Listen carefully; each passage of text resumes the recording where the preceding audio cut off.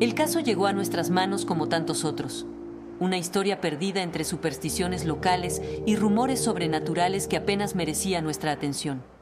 Pero algo, quizás la cantidad creciente de desaparecidos o la insistencia en las declaraciones, captó nuestra atención, un fenómeno al que los lugareños llamaban las luciérnagas.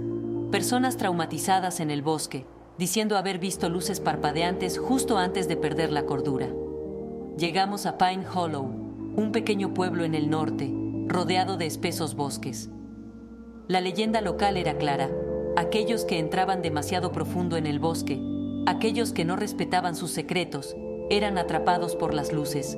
Nunca volvían a ser los mismos, si es que volvían. Mulder, como era de esperarse, estaba intrigado. Para él, las luciérnagas no eran simples luces, sino manifestaciones de algo más grande, una entidad que custodiaba los bosques. Yo mantenía mi escepticismo habitual. Había una explicación racional, una que aún no conocíamos.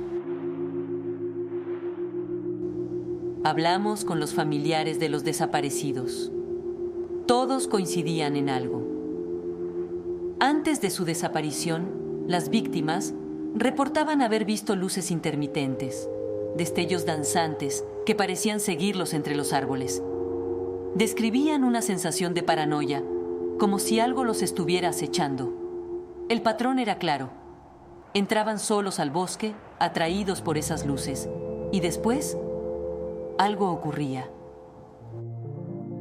Mulder estaba convencido de que las luces eran una señal de algo más allá de lo comprensible.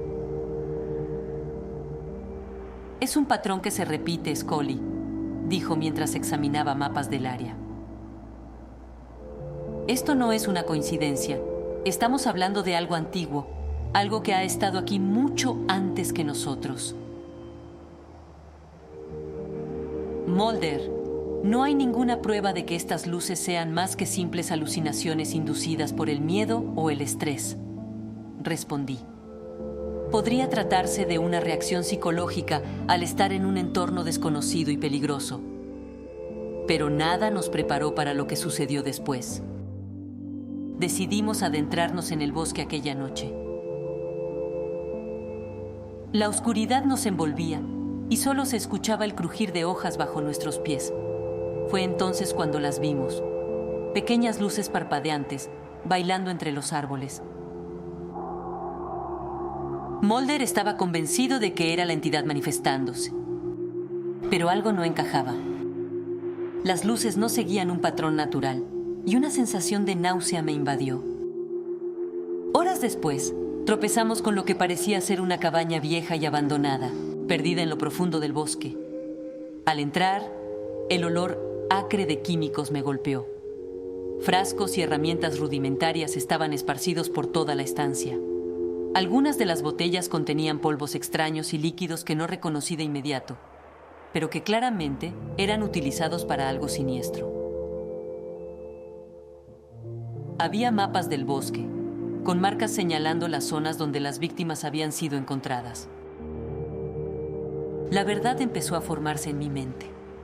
Un hombre, alguien que conocía bien el terreno, estaba drogando a sus víctimas de antemano con algún tipo de sustancia alucinógena.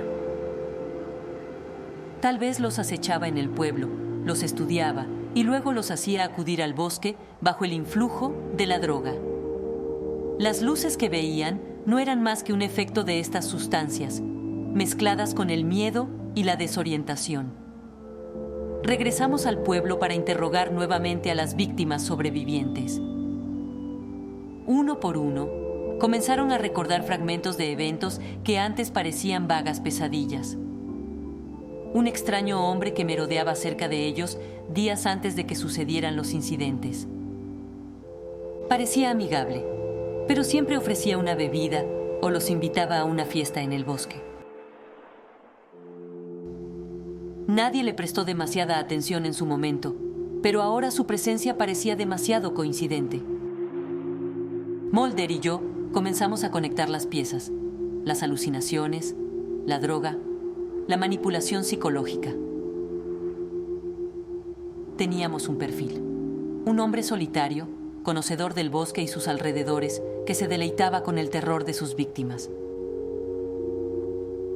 Volvimos al bosque al día siguiente, esta vez con una idea clara de lo que estábamos buscando.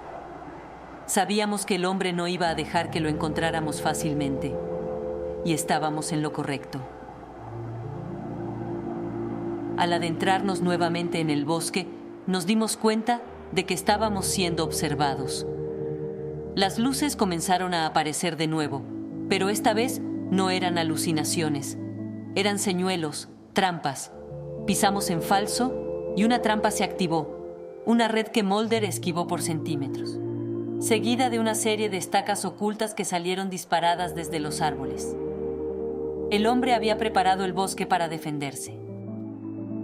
Escuchamos sus pasos, rápidos, calculados, mientras nos disparaba desde la oscuridad con un rifle. Tuvimos que avanzar en zigzag, ocultándonos detrás de árboles, cada vez más cerca de la fuente de los disparos. Las trampas eran rudimentarias pero efectivas. Por momentos, sentí que estábamos siendo cazados. Finalmente, Mulder logró localizarlo. Lo atrapamos junto a un claro, justo cuando se preparaba para dispararnos una vez más.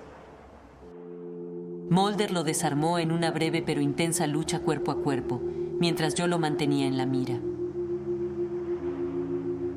El hombre gritaba sobre cómo el bosque era suyo, cómo las luces le hablaban. Pero lo único que había detrás de sus palabras era un delirio alimentado por la locura y el poder que creía tener sobre sus víctimas. Cuando finalmente lo detuvimos, un equipo forense vino a revisar la cabaña. La mezcla exacta de sustancias que usaba con sus víctimas todavía no la comprendíamos del todo, pero era claro que había perfeccionado su método a lo largo de los años. Entonces al final no había entidad sobrenatural, dije mirando a Mulder mientras el hombre era llevado por la policía. Mulder me lanzó una mirada, su confianza quebrada por la verdad, pero no del todo convencido. A veces, Scully, lo más aterrador no es lo que no podemos explicar, sino lo que está justo frente a nosotros. Y como tantas veces antes, quedé preguntándome si, en alguna ocasión futura, me encontraría del lado equivocado de la realidad.